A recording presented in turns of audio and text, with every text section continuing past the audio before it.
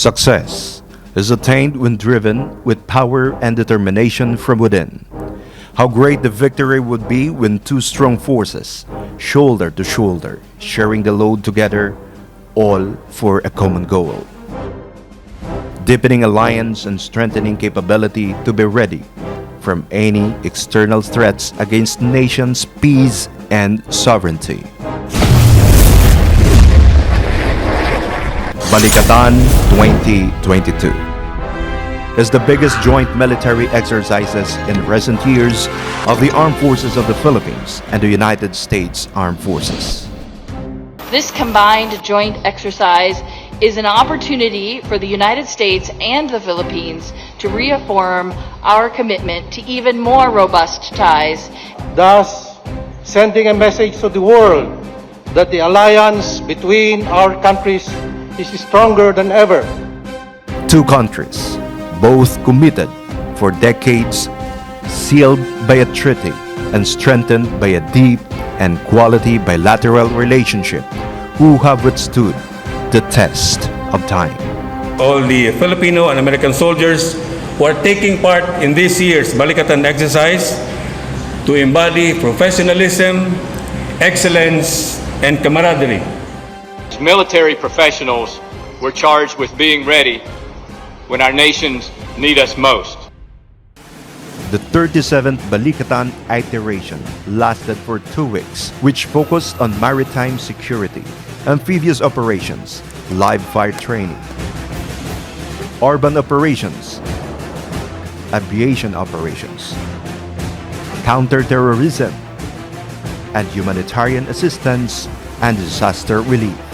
It was participated by a total of 8,900 strong and competent Filipino and American troops, 3,800 from the Armed Forces of the Philippines, and 5,100 from the United States Armed Forces. The opening ceremony of the 37th Balikatan Exercise was held at the AFP General Headquarters in Camp Aguinaldo, Quezon City on 28 May 2022, while the joint interoperability events were held in various areas in Luzon. There were 8 joint interoperability events. Amphibious operations led by Combined Marine Forces was held in Claveria Shoreline, Cagayan Valley.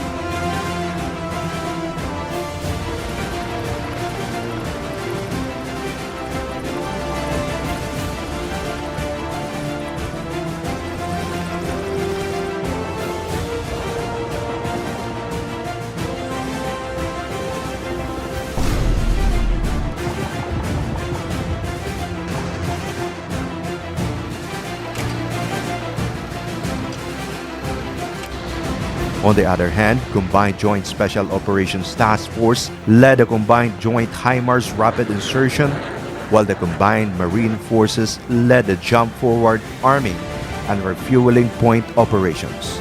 Both events were held in Cagayan North International Airport.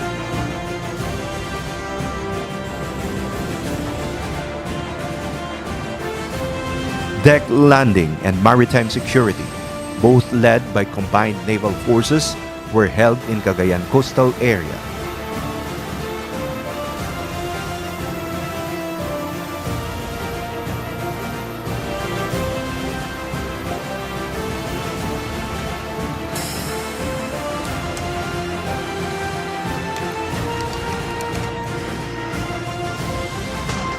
While Combined Arms Live Fire Exercise, led by Combined Army Forces, was held in Colonel Ernesto Ravina Air Base in Tarlac.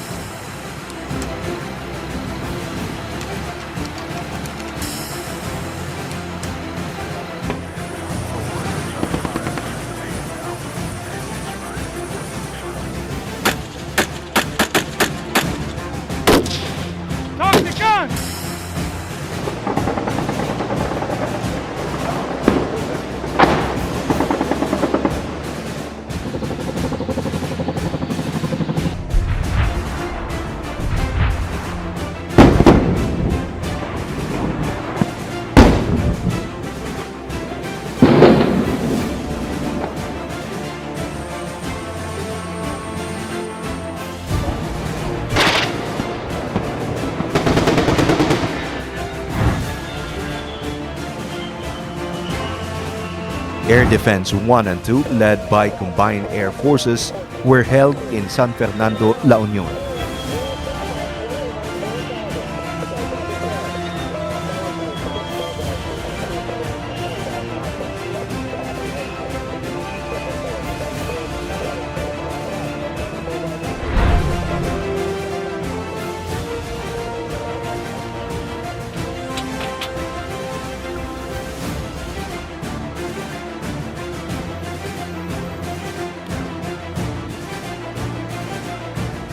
While the air assault, led by Combined Army Forces, was held in Fort Magsaysay.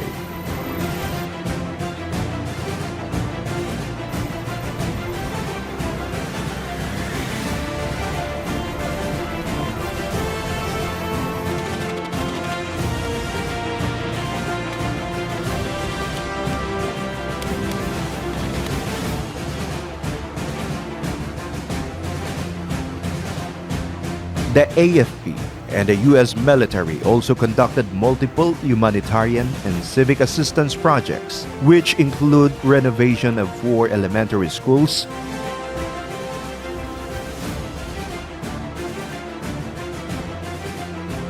multiple community health engagement and exchange of advanced emergency rescue and life-saving techniques. These projects have paved way to even more vigorous ties, not just between the Philippine communities, but also the Philippine and American military forces. Undoubtedly, the friendship and alliance of both forces remain a great source of strength in sustaining peace, security, and stability in Indo-Pacific region, which improves both nations' capabilities across a wide range of military operations. Indeed, two forces will become even stronger when they empower each other.